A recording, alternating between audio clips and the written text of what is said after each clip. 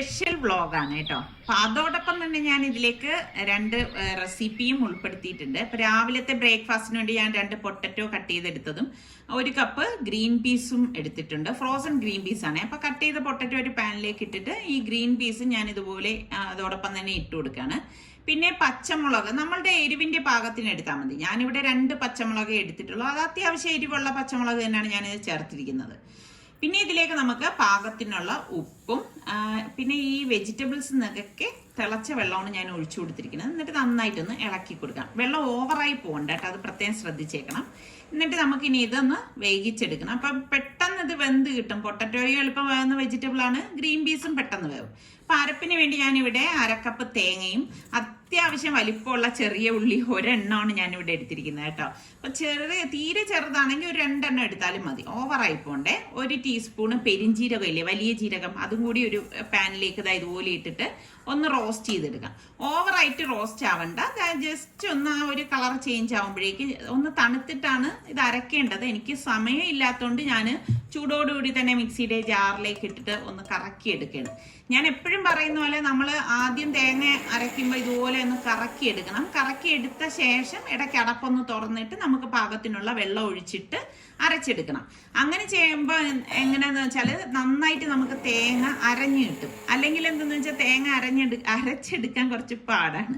അപ്പോൾ അതാ നമ്മളുടെ വെജിറ്റബിൾസ് ഒക്കെ ഈ സമയം കൊണ്ട് ഇവിടെ വെന്തിട്ടുണ്ട്. ഇതാ കാണിച്ചു തരാം. പൊട്ടറ്റോ ഉണ്ട്, നല്ല ചൂട് കേട്ടോ, എല്ലാം വെന്ത് വന്നിട്ടുണ്ട്. ഓവറായിട്ട് കുക്കാവണ്ടേ. അപ്പോൾ പാനിലേക്ക് ഒരു 2 ടേബിൾ സ്പൂണ് എണ്ണ ഒഴിച്ചിട്ട് 1 ടീസ്പൂണ് കടുകിട്ട് പൊട്ടിച്ച് 2 വറ്റൽമുളക് ഇതുപോലെ ഞാനൊന്ന് മുറിച്ചിട്ട് കൊടുക്കുകയാണ്. കുറച്ച് കറിവേപ്പിലയും കൂടി ഇട്ട് കൊടുത്ത് 2 സവോള ഞാൻ ഇതുപോലെ സ്ലൈസ് ചെയ്തതും ഇട്ട് 1.5 ടേബിൾ സ്പൂൺ ഇഞ്ചി വെളുത്തുള്ളി പേസ്റ്റും കൂടി ചേർത്തിട്ട് ഒന്ന് ഇളക്കി കൊടുക്കണം.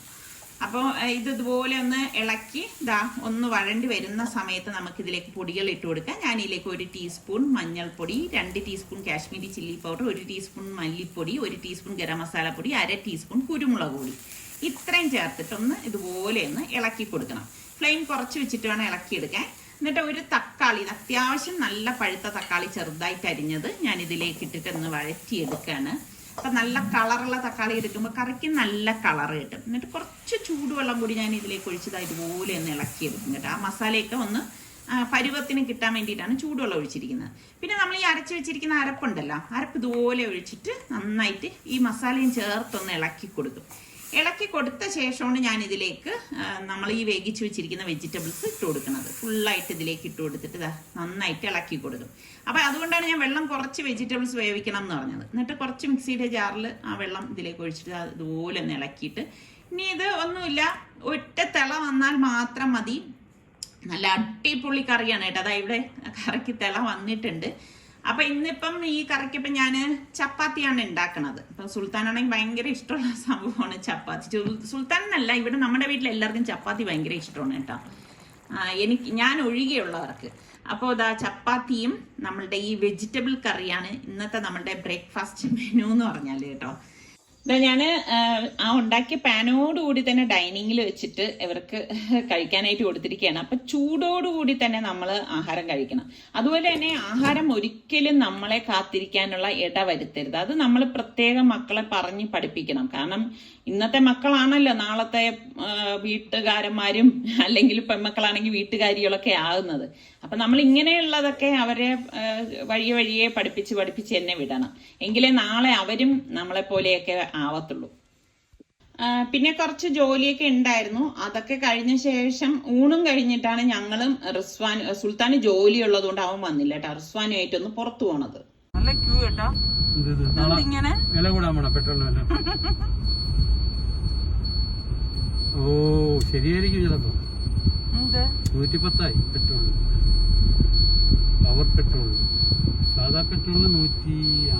നമ്മുടെ സുൽത്താനും റിസ്വാനും എക്സ്പോ 2020 കാണാൻ വേണ്ടി സൽമാൻ വിളിച്ചിരിക്കുകയായിരുന്നു. അപ്പൊ അവന്മാര് പോകാൻ തയ്യാറാവുകയാണ്. അപ്പൊ അതിനുള്ള കുറച്ച് സാധനങ്ങളൊക്കെ വാങ്ങിക്കണമെന്ന് പറഞ്ഞു. ഈ പോകുന്ന സമയമാകുമ്പോഴല്ലേ എനിക്ക് അതില്ല ഇതില്ല എന്നൊക്കെ പറയും അല്ലേ. അതെ തന്നെ. അപ്പൊ അങ്ങനെ ഇവർക്ക് വേണ്ടിയിട്ടുള്ള ഇതൊക്കെ വാങ്ങിച്ചു കൊടുക്കാനല്ല. ഇവന്റെ ഈ പരാതി കേട്ടിട്ട് സൽമാൻ പറഞ്ഞാണ് ഇവൻ 10-14 കൊല്ലമായിട്ട് അവനെ എവിടെയും കൊണ്ടുപോകുന്നില്ല. ഉമ്മ എപ്പോഴും പോകുമ്പോഴും ഉമ്മയും പാപ്പയും പോകുമ്പം സുൽത്താനെയോ സൽമാനെയൊക്കെയാണ് പണ്ട് കൊണ്ടുകൊണ്ട് ഉണ്ടാക്കിക്കൊണ്ടിരുന്നൊക്കെ പറഞ്ഞില്ലേ? അവൻ അവിടെ ആയപ്പോഴേ ഞങ്ങളെ വിളിക്കുന്നുണ്ട് വാപ്പായും ഉമ്മായും വാന്ന്. ഈ അടുത്തും കൂടി അവൻ പറഞ്ഞു വരുന്നില്ലേ നിങ്ങളെന്ന് പറഞ്ഞു. അപ്പൊ നമ്മള് പറഞ്ഞ് ഇപ്പൊ നമ്മൾക്ക് വരാൻ ഉള്ള ഒരു സാഹചര്യമല്ല അല്ലെ. അപ്പൊ അതുകൊണ്ട് ഇപ്പൊ വരുന്നില്ല. അപ്പൊ ഇവരെ വേണമെങ്കിൽ പറഞ്ഞു വിടാന്ന് പറഞ്ഞു. അപ്പൊ ഇപ്പൊ അവൻ വിളിച്ചിട്ട് പറഞ്ഞു എങ്കിൽ പിന്നെ അവരെ വിട്ടേക്കെന്ന് പറഞ്ഞു.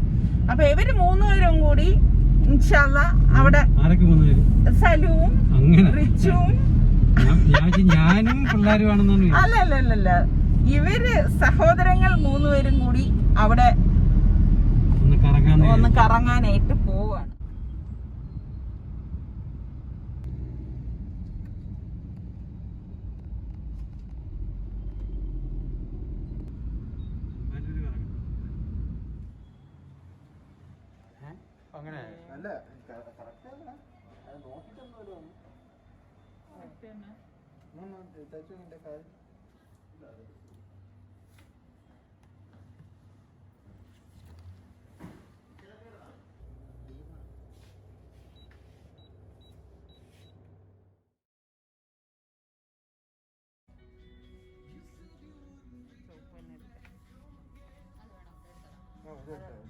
അതാ ബാഗ്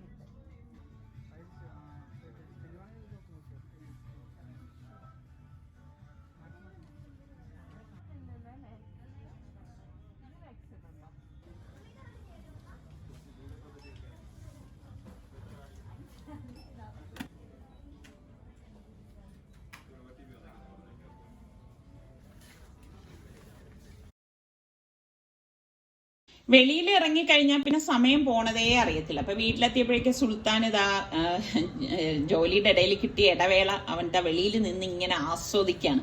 അവന് എൻ്റെതായിട്ടുള്ള ചില പ്രകൃതങ്ങളൊക്കെ ഉണ്ട് കേട്ടോ. അവൻ ഇതുപോലെയൊക്കെ എല്ലാം നല്ല ആസ്വദിക്കുന്ന കൂട്ടത്തിലാണ്.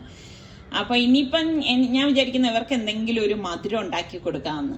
ഞാൻ ഇങ്ങനെയാണ് കേട്ടോ, എനിക്ക് എപ്പോഴും ഇങ്ങനെ പിള്ളേരെ സന്തോഷിപ്പിച്ചുകൊണ്ടിരിക്കണം. നിസർഗയ്ക്ക് രാവിലെ കഴിക്കാൻ വേണ്ടി വാങ്ങിച്ചു വെച്ചിരിക്കുന്ന ഏത്തപ്പഴമാണ് കേട്ടോ. അപ്പൊ അതിൽ നിന്ന് ഞാൻ ഒരു 2 ഏത്തപ്പഴം എടുത്തിട്ടാണ് നമ്മുടെ ഈ സംഭവം ഉണ്ടാക്കാനായിട്ട് പോകുന്നത്. സൽമാൻ ഭയങ്കര ഇഷ്ടമുള്ളൊരു കാര്യമാണ് കേട്ടോ ഇത്. അപ്പൊ ഞാനിത് നെടുകെ ഇതുപോലെ കീറിയിട്ടൊന്ന് കട്ട് ചെയ്തെടുക്കാണ്. പെട്ടെന്ന് റെഡിയായി കിട്ടാനാണ് ഇങ്ങനെ നെടുകെ കട്ട് ചെയ്യുന്നത്. അല്ലെങ്കിൽ നമുക്ക് വട്ടത്തിൽ വേണമെങ്കിൽ വട്ടത്തിൽ അരിഞ്ഞെടുക്കാം. ഇതിനൊന്നും പ്രത്യേകിച്ച് ഒരു അളവും കണക്കൊന്നുമില്ല. അപ്പൊ ഞാൻ ഇന്ന് വന്ന എന്റെ ന്യൂട്രിയോൺ കാസ്റ്റേൺ കടായിയാണ് എടുത്തിരിക്കുന്നത്. ഞാൻ ഇങ്ങനെയാണ് കേട്ടോ, എന്തെങ്കിലും വന്നു കഴിഞ്ഞാൽ അപ്പോഴും തന്നെ എനിക്കത് ഉപയോഗിച്ചില്ലെങ്കിൽ ഉറക്കം വരത്തില്ല കേട്ടോ. പ്രത്യേകിച്ച് നിങ്ങൾക്ക് അറിയാലേ, എനിക്ക് ഈ കാസ്റ്റേണിനോട് ഭയങ്കര ഇഷ്ടമാണ്. അപ്പൊ എനിക്കത് ഭയങ്കര ക്യൂട്ടായിട്ടാണ് തോന്നിയിട്ടുള്ളത്. അതിലേക്ക് ഞാൻ കുറച്ച് തിളച്ച വെള്ളം ഒഴിച്ചു കൊടുത്തിട്ട് കുറച്ച് ഉപ്പും പഞ്ചസാരയും കൂടി ഇതുപോലെ ഇട്ടിട്ട് ഒന്ന് ഇളക്കി കൊടുക്കും. ഇളക്കി കൊടുത്ത ശേഷം ഞാൻ കുറച്ച് വറുത്ത അരിമാവ് ഇതിലേക്ക് ഇട്ടിട്ട് ഒന്ന് ഇളക്കി എടുക്കുകയാണ്. ഇതിനൊന്നും പ്രത്യേകിച്ച് ഒരു അളവും കണക്കൊന്നുമില്ല കേട്ടോ. ഇത്രയേ ഉള്ളൂ സംഭവം. ഞാനിത് ഇളക്കിയെടുത്ത് ഇനിയിപ്പോൾ ഒന്ന് ഉരുട്ടിയെടുക്കണം. അപ്പൊ ഞാൻ ഇത് അടുപ്പിൽ നിന്ന് മാറ്റിയ ശേഷമാണ് ഇത് ഉരുട്ടിയെടുക്കുന്നത്. ഇത് പ്രീ സീസൺഡ് കാസ്റ്റേൺ കടായിയാണ് കേട്ടോ. അതുകൊണ്ടാണ് എനിക്ക് ഡയറക്റ്റ് തന്നെ ഉപയോഗിക്കാനായിട്ട് പറ്റിയത്. അപ്പൊ എല്ലാം ഞാൻ ഇവിടെ ഉരുട്ടിയെടുത്ത് വെച്ചിട്ടുണ്ട്. ഇത്രയേ ഉള്ളൂ സംഭവം. പിന്നെ അതേ കടായി തന്നെ ഞാൻ കഴുകി ഗ്യാസിലേക്ക് വെച്ചിട്ട് 2 ടേബിൾ സ്പൂണോളം നെയ്യ് ഒഴിച്ചു കൊടുക്കുകയാണ്. നെയ്യ് ഒഴിച്ചിട്ട് അണ്ടിപ്പരിപ്പും കിസ്മിസും ഒക്കെ ഒന്ന് വറുത്തെടുക്കുകയാണ് കേട്ടോ. അപ്പൊ എനിക്കിത് ഭയങ്കര ഇഷ്ടപ്പെടാനുള്ള കാര്യം എന്ന് വെച്ചാൽ ഇതിന്റെ ആ ഒരു ഷേപ്പാണ്. എനിക്കിങ്ങനെ ഈ വെറൈറ്റി ആയിട്ടുള്ള കാസ്റ്റേൺ കടായിയൊക്കെ ഭയങ്കര ഇഷ്ടമാണ്. അതുപോലെ ഇതിന്റെ ലിഡിനും ഒരു പ്രത്യേകതയുണ്ട്. അപ്പൊ ഞാൻ ഇങ്ങനെയൊക്കെയാണ് ഓരോ കാര്യങ്ങൾ നോക്കുന്നത് കേട്ടോ. അപ്പൊ ഞാൻ ഫ്രൈ ചെയ്തത് ഈ നെയ്യിൽ നിന്ന് മാറ്റി വെക്കാണ്. ഇത്രയേ ഉള്ളൂ. മാറ്റിയിട്ട് അതേ നെയ്യിൽ തന്നെ ഞാൻ ഈ അരിഞ്ഞു വെച്ചിരിക്കുന്ന ഏത്തപ്പഴം ഇതുപോലെ ഇട്ടിട്ട് ഒന്ന് വഴറ്റിയെടുക്കാണ്. ഇതുപോലെ ഒന്ന് വഴറ്റിയെടുക്കണം. അപ്പൊ ഈ കാസ്റ്റേൺ കടായിക്ക് ഒരു പ്രത്യേകതയുണ്ട്. കാസ്റ്റേൺ കടായിൽ നമ്മൾ കുക്ക് ചെയ്യുമ്പോൾ പെട്ടെന്ന് കുക്കായി കിട്ടും. അപ്പൊ പെട്ടെന്ന് തന്നെ പഴം വാടി വന്നിട്ടുണ്ട്. അപ്പൊ ഇത്രയേ ഉള്ളൂ കാര്യം.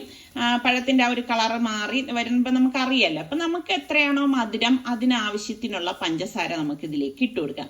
പണ്ടൊക്കെ നമ്മുടെ വീട്ടിൽ ഇടിയപ്പത്തിന് കറിയായിട്ടൊക്കെ ഈ ഒരു സംഭവം ഉണ്ടാക്കാറുണ്ട് കേട്ടോ. ഇവിടെ ഇവര് അങ്ങനെ കഴിക്കാറില്ല. അപ്പൊ ഇതിലേക്ക് 1 ടീസ്പൂണോളം ഏലക്കാപ്പൊടിയും കൂടി ചേർത്തിട്ട് നന്നായിട്ട് ഇതുപോലെ ഒന്ന് ഇളക്കി കൊടുക്കും. ഇളക്കി കൊടുത്തിട്ട് 1/2 ലിറ്റർ നല്ല കട്ടിയുള്ള തേങ്ങാപ്പാൽ ഞാൻ ഇതിലേക്ക് ഒഴിച്ചു കൊടുക്കാണ്. അപ്പൊ ഒഴിച്ചു കൊടുത്ത് ഇതൊന്ന് ഇളക്കി കൊടുക്കണം. ഇത്രയേ ഉള്ളൂ സംഭവം. ഇതുപോലെ ഒന്ന് ഇളക്കി കൊടുത്തിട്ട് ഞാൻ ഇനിയിപ്പോൾ ഇത് ഒന്ന് മൂടി വെച്ചിട്ട് തിളപ്പിക്കണം. അതിന് മുൻപ് നമ്മളുടെ ആ ഉരുട്ടി വെച്ചിരിക്കുന്ന ഉരുളകളില്ലേ അതിലേക്ക് ഇട്ടിട്ട് മൂടി കൊണ്ട് മൂടി വെക്കുകയാണ്. ഇതാണ് ഞാൻ പറഞ്ഞത്, ഇതിന്റെ മൂടിക്ക് ഒരു പ്രത്യേകത ഉണ്ടെന്ന്. ഒരു 2 മിനിറ്റ് കഴിയുമ്പോഴേക്കും ഞാൻ ഇത് അടപ്പൊന്ന് മാറ്റാണ്. പലരും എൻ്റെ അടുത്ത് ഞാൻ ഓരോന്നും ഉണ്ടാക്കുമ്പോൾ ഇത് ഏത് കടായിയാണ് ഏത് പാനാണെന്നൊക്കെ ചോദിക്കുമ്പോൾ 2 ദിവസം കഴിഞ്ഞായിരിക്കും ചോദിക്കണം. ഞാൻ തന്നെ മറന്നു പോകും കേട്ടോ. ഇപ്രാവശ്യം എന്തായാലും ഞാൻ ഇതിന്റെ ലിങ്ക് ഡിസ്ക്രിപ്ഷൻ ബോക്സിൽ കൊടുത്തിരിക്കുക. അപ്പൊ നിങ്ങൾക്ക് എന്തെങ്കിലും വാങ്ങിക്കണമെങ്കിലോ നോക്കണമെങ്കിലോ ഒക്കെ നോക്കാമല്ലോ. അപ്പം നമുക്കത് അണ്ടിപ്പരിപ്പ് കിസ്മിസ് ഒക്കെ ഇതിലേക്ക് ഇട്ട് കൊടുത്ത് ഗ്യാസ് ഓഫ് ചെയ്തിട്ട് ഗ്യാസ് ഓഫ് ചെയ്താൽ കണ്ട തിള വന്നുകൊണ്ടിരിക്കും. അപ്പൊ ഞാനിത് സെർവിങ് ഡിഷിലേക്ക് മാറ്റുവാണ്. എനിക്കിങ്ങനെയാണ് കേട്ടോ, എന്തെങ്കിലും ഉണ്ടാക്കി കഴിഞ്ഞാൽ ഇതുപോലെ സെർവ് ചെയ്യാനൊക്കെ ഭയങ്കര ഇഷ്ടമാണ്. അതായത് ആ ഒരു ഭംഗി എനിക്ക് കാണാൻ ഇഷ്ടമാണ്. ഇതുപോലെ പാത്രത്തിലാക്കി വെറുതെ ആണെങ്കിലും ഞാൻ ഇതുപോലെ ഡെക്കറേഷൻ ചെയ്തെടുക്കും. അങ്ങനെ ഇവർക്ക് പോകാനുള്ള പാക്കിംഗ് ചെയ്യാൻ വേണ്ടി എല്ലാം എടുത്തൊക്കെ വെച്ചിരിക്കുകയാണ്. കണ്ടോ നിങ്ങൾ റിസ്വാന്റെ ഷർട്ടുകൾ നോക്കിക്കേ. റിസ്വാനാണ് ഇങ്ങനെ ഷർട്ടൊക്കെ ഇടുന്ന ആള്. എനിക്ക് ഒട്ടും ഇഷ്ടമല്ല കേട്ടോ റിസ്വാൻ ഇങ്ങനെ ഷർട്ടൊന്നും ഇടുന്നത്. പിള്ളേരൊക്കെ നല്ല അടിപൊളിയായിട്ടൊക്കെ നടക്കണ്ടേ. ആ ഒരു പ്രകൃതക്കാരിയാണ് ഞാൻ എപ്പോഴും പിള്ളേരുടെ അടുത്ത് പറയും, നല്ല ആസ്വദിച്ച് ഓരോ കാര്യങ്ങളും ചെയ്യണം. അതായത് ഇന്നത്തെ കാര്യങ്ങൾ നമ്മൾ നാളെ ഇരുന്ന് അന്ന് അങ്ങനെയായിരുന്നു ഇന്ന് ഇങ്ങനെയായിരുന്നു എന്നൊക്കെ ആലോചിക്കുമ്പോൾ നല്ല നല്ല ഓർമ്മകളിൽ നമ്മളിലേക്ക് കടന്നു വരുന്നത് ഇങ്ങനൊക്കെയാണ്. അപ്പൊ ഞാൻ എപ്പോഴും ഇവരുടെ അടുത്ത് എല്ലാവരുടെ അടുത്തും പറയുന്ന ഒരു കാര്യമാണ്, ഓരോ ദിവസം നമ്മൾ ആസ്വദിച്ച് തന്നെ പോകണം. അപ്പൊ സൽമാന് അവിടെ അവന്റെ ഫ്രണ്ട്സിനൊക്കെ കൊടുക്കാൻ വേണ്ടിയിട്ട് കുറച്ച് ഇതുപോലെ ചിപ്സ് സ്വീറ്റ്സ് ഒക്കെ വാങ്ങിക്കണം എന്ന് പറഞ്ഞിട്ടുണ്ടായിരുന്നു. അവനായിട്ടൊന്നും വേണ്ടെന്ന് പറഞ്ഞു. അങ്ങനെ പിന്നെ അങ്ങനെയുള്ള കുറച്ച് സാധനങ്ങളൊക്കെ നമ്മൾ ഇന്ന് പോയപ്പോൾ വാങ്ങിയിരുന്നു. അപ്പൊ ഇതെല്ലാം പാക്ക് ചെയ്ത് പെട്ടിയൊക്കെ കെട്ടി വെളിയിലേക്ക് ഇറങ്ങി. ഈ ഒരു നിമിഷം എന്ന് പറഞ്ഞു കഴിഞ്ഞാൽ അത് ഭയങ്കര ഒരു സംഭവമാണ് അല്ലെ. എന്നെ സംബന്ധിച്ച് എനിക്ക് ഭയങ്കര ഇഷ്ടമുള്ളതാണ്. കാരണം നമ്മൾ ഗൾഫിലേക്ക് പോകുന്ന ആ ഒരു ദിവസം ഇതുപോലെ പെട്ടിയൊക്കെ കെട്ടി കാറിലേക്കൊക്കെ വെച്ച് നമ്മൾ പോകുമ്പം അതൊക്കെ ഞാൻ ഭയങ്കരമായിട്ട് മിസ് ചെയ്യുന്ന കാര്യങ്ങളാണ് കേട്ടോ. ഭയങ്കര ആസ്വദിക്കുന്ന ചില കാര്യങ്ങളിലൊക്കെ ഒന്നാണ്. അപ്പൊ എത്ര നമ്മൾ കുറച്ച് ദിവസത്തേക്കാണെങ്കിലും ഇതുപോലെ ബാഗൊക്കെ തൂക്കിയൊക്കെ ഇറങ്ങുമ്പം ഒരു നിമിഷം ഇച്ചിരി ഒരു വിഷമമൊക്കെ തോന്നും കേട്ടോ. പിന്നെ ഞാൻ വിചാരിക്കാം അവര് ഹാപ്പി ആയിട്ടിരിക്കാം, അവർക്ക് അവരുടെ ഒരു സന്തോഷത്തിന് വേണ്ടി അവർ പോകുന്നതല്ലേ ഇതിനൊക്കെ. ഇതൊക്കെയല്ലേ നമുക്ക് കിട്ടുന്ന കൊച്ചു കൊച്ചു സന്തോഷങ്ങൾ.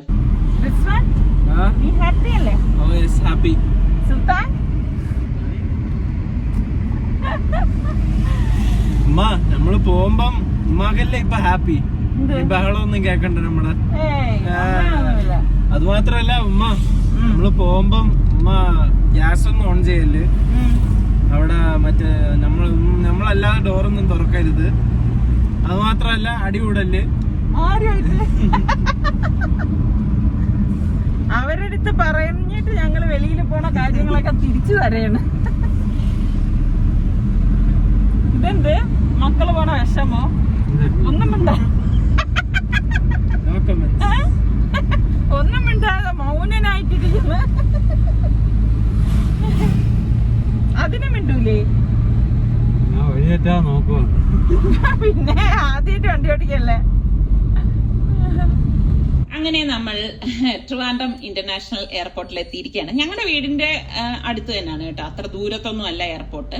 അപ്പൊ അതുകൊണ്ട് തന്നെ ഈ എയർപോർട്ടിലേക്ക് ഇതുപോലെ വരുമ്പോഴും ഞാൻ നേരത്തെ പറഞ്ഞതുമാതിരി ഒരുപാട് നല്ല നല്ല ഓർമ്മകൾ എന്നിലേക്ക് കടന്നു വരും. അത് എന്നെ പോലെയുള്ള ഒരുപാട് പേർക്ക് ഇങ്ങനെയുള്ള ഓർമ്മകൾ കടന്നു വരും എന്ന് തന്നെയാണ് ഞാൻ വിശ്വസിക്കുന്നത് അല്ലേ. അങ്ങനെയാണെങ്കിൽ നിങ്ങളൊന്ന് കമന്റ് ചെയ്തേ.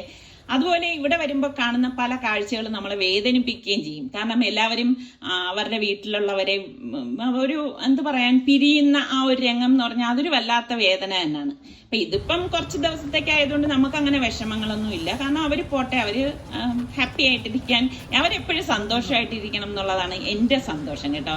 അങ്ങനെ ഇപ്പൊ അവര് അകത്തേക്ക് പോവാനായിട്ട് പോവാണ്. അവിടെ ചെക്കിംഗ് ഒക്കെ ചെയ്യാണ്. അപ്പൊ ഇതുവരെ ഉള്ളൂ നമ്മൾക്ക് പ്രവേശനം. ഇനിയിപ്പം നമുക്ക് അകത്തേക്ക് പോകാനൊന്നും പറ്റത്തില്ല. അപ്പൊ പിള്ളേര് പോയി സുഖമായിട്ട് വരാൻ നിങ്ങൾ എല്ലാവരും ഒന്ന് പ്രാർത്ഥിക്കണം. അപ്പോൾ ഇനിയിപ്പം ഞങ്ങൾ രണ്ടാളും തനിച്ച് വീട്ടിലേക്ക് ഒറ്റയ്ക്കായി പോവാണ്. അപ്പൊ ഇന്നത്തെ ഈ എപ്പിസോഡ് നിങ്ങൾക്ക് എല്ലാവർക്കും ഇഷ്ടമായെന്ന് വിശ്വസിക്കുന്നു. അടുത്ത നല്ല എപ്പിസോഡുമായി വരാം. അതുവരയ്ക്കും എല്ലാവർക്കും ബൈ.